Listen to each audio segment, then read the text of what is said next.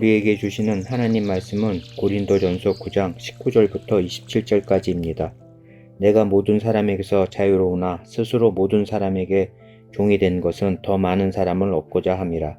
유대인들에게 내가 유대인과 같이 된 것은 유대인들을 얻고자 하며 율법 아래에 있는 자들에게는 내가 율법 아래에 있지 아니하나 율법 아래에 있는 자같이 된 것은 율법 아래에 있는 자들을 얻고자 하며 율법 없는 자에게는 내가 하나님께는 율법 없는 자가 아니요 도리어 그리스도의 율법 아래에 있는 자이나 율법 없는 자와 같이 된 것은 율법 없는 자들을 얻고자 함이라.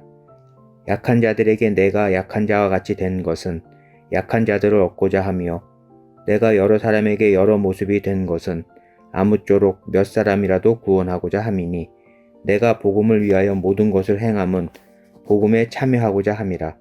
운동장에서 다름질하는 자들이 다 달릴지라도 오직 상을 받는 사람은 한 사람인 줄을 너희가 알지 못하느냐.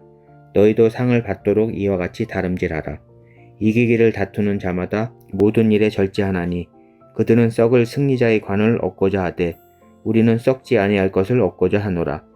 그러므로 나는 다름질하기를 향방 없는 것 같이 아니하고 싸우기를 허공을 치는 것 같이 아니하며 내가 내 몸을 쳐 복종하게 함은 내가 남에게 전파한 후에 자신이 도리어 버림을 당할까 두려워함이로다. 아멘.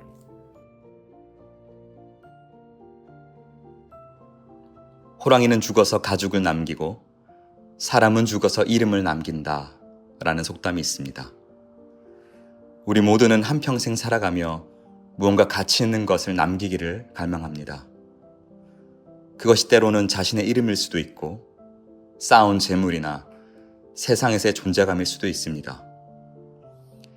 이 질문을 우리에게 던져봅시다. 그리스도인이라면 무엇을 남겨야 할까요? 이 속담을 그리스도인의 관점에서 다시 쓴다면 이렇게 읽을 수 있을 것입니다. 호랑이는 죽어서 가죽을 남기고 그리스도인은 죽어서 사람을 남긴다.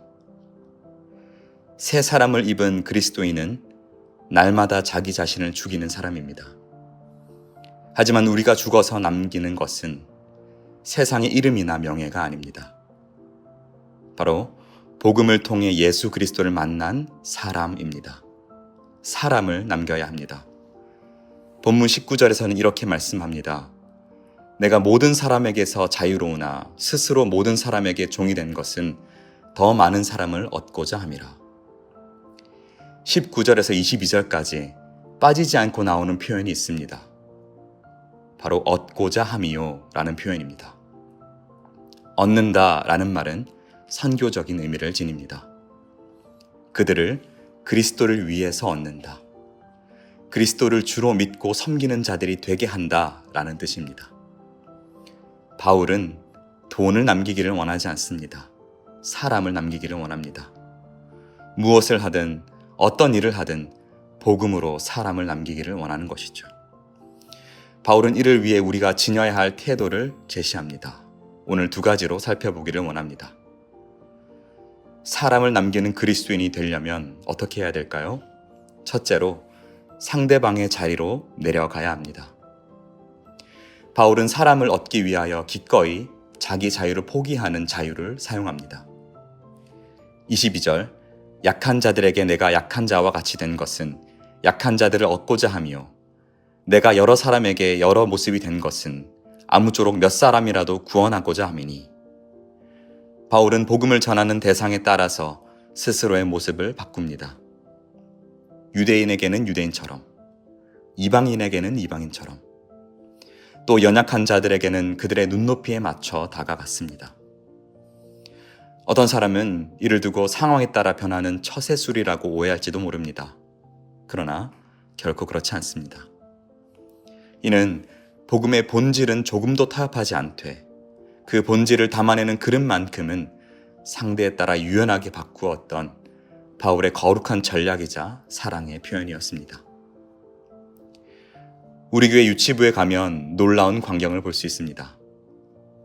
그곳에는 덩치가 산만한 남자 청년이 무릎을 꿇고 어린이와 눈을 맞춥니다. 그리고 애교가 가득 섞인 말투와 표현을 합니다. 아, 그랬구나. 아, 저랬구나 하면서 마치 자기가 5살 어린아이인 양 행동합니다. 왜 이렇게 하는 것일까요? 한 영혼을 얻기 위한 몸부림입니다. 눈을 맞추기 위해서는 내 자세를 낮추어 그들과 눈높이를 같이 해야 합니다. 불편하더라도 그렇게 해야 아이들의 언어로 마음을 나눌 수 있고 말씀을 가르칠 수 있기 때문입니다. 사랑하는 성도 여러분, 한 영혼을 얻고 싶으십니까? 사람을 남기고 싶으십니까? 자유를 내려놓고 그 사람의 자리로 내려가시기를 바랍니다. 주님께서도 다른 사람들의 구원을 위해 기꺼이 종이 되셨습니다. 하늘의 영광과 자유를 내려놓고 이 땅에 사람의 몸으로 오셨습니다. 우리와 눈높이를 맞추어 주신 것이죠. 우리 주님처럼 상대방의 자리에 내려갈 줄 아는 사람이 그리스도인이죠. 바라기는 귀한 한 영혼을 얻기 위해 내 자유를 포기하는 자유, 그 자유를 기꺼이 사용하는 저와 여러분이 되시기를 바랍니다. 사람을 남기는 그리스도인이 되려면 어떻게 해야 될까요? 둘째로, 절제하며 성실하게 섬겨야 합니다. 사람을 남기기 위해 갖추어야 하는 또 하나의 자세는 절제하며 성실하게 섬기는 자세입니다. 바울은 24절부터 26절까지 달리기 선수와 권투 선수를 예를 들어 설명합니다. 고린도에는 2년에 한 번씩 이스티미아라고 하는 유명한 운동 경기가 열렸습니다. 이 경기는 고대 4대 운동 경기인데요. 바울 시대에 점점 유명해져서 많은 참가자와 심지어 네로와 같은 고위 인사들을 끌어모으기도 했습니다. 바울은 고린도 사람이라면 누구나 알 법한 예를 들어 복음을 전하는 자의 태도를 제시합니다. 마치 운동선수처럼 복음을 전하는 것이죠. 운동선수처럼 복음을 전한다는 것은 어떤 것입니까? 25절 상반절에 이기기를 다투는 자마다 모든 일에 절제하나니 라고 말씀합니다. 절제란 방종에 빠지지 않도록 이성으로 감정을 조절하고 다스리는 능력을 일컫습니다. 지금도 그렇지만 바울 당시 운동선수들은 승리자의 관을 얻기 위해 자기를 절제하고 성실하게 훈련에 매진했습니다. 그렇게 해서 이스티미아 경기에서 승리하면 야생 샐러리나 소나무 잎으로 만든 화관을 받고 사람들의 박수갈채를 받습니다. 하지만 안타깝게도 며칠이 안 되어 그들의 받은 관은 곧 시들어버립니다. 박수갈채도 사라지고 고요한 정적만이 찾아옵니다. 사람들에게 잊히는 것이죠. 하지만 복음을 위해 자기를 절제하며 섬긴 자들에게 주어지는 상은 다릅니다. 25절 하반절에 그들은 썩을 승리자의 관을 얻고자 하되 우리는 썩지 아니할 것을 얻고자 하노라. 우리는 썩지 아니할 것을 얻고자 하노라. 썩지 않고 쇠하지 않는 하늘의 영광이 주어집니다. 그렇다면 우리는 운동선수보다 더욱 열심히 절제하며 섬기는 것이 마땅합니다. 신앙생활을 하다 보면 내 안에 정욕이 불쑥불쑥 솟아오를 때가 있는가 하면 사탄의 강력한 공격으로 온몸에 피멍이 드는 것 같은 아픔을 겪을 때도 있습니다. 그러나 모든 사역자와 성도는 주님이 주실 영광스러운 그 관을 바라보며 사람을 살리는 복음 사역에 한 사람을 얻는 것에 참여해야 됩니다. 서문의 성도 여러분, 바라기는 우리 함께 복음에 참여하는 이 길을 가기를 원합니다. 누구보다도 우리 주님께서 복음에 참여하는 이 길을 몸소 보여주셨습니다. 하나님께서 맡기신 사명의 길을 위해 절제하며 신실하게 끝까지 가셨습니다. 그리하여 부활의 첫 열매가 되셔서 우리를 기다리고 계십니다. 절제하며 신실한 전도사의 삶을 살기를 바랍니다. 말씀을 마무리하겠습니다. 종교개혁자 마틴 루터는 이렇게 말했습니다. 그리스도인은 믿음으로 모든 것 위에 군림하는 자유인이고 누구의 종도 아니다. 그러나 그리스도인은 사랑으로 모든 것을 섬기는 종이고 모두의 종이다. 그리스도께 속한 사람은 모든 사람에게 자유롭습니다. 그러나 오늘 본문의 바울은 도리어 종의 멍에를 다시 매겠다고 다짐합니다.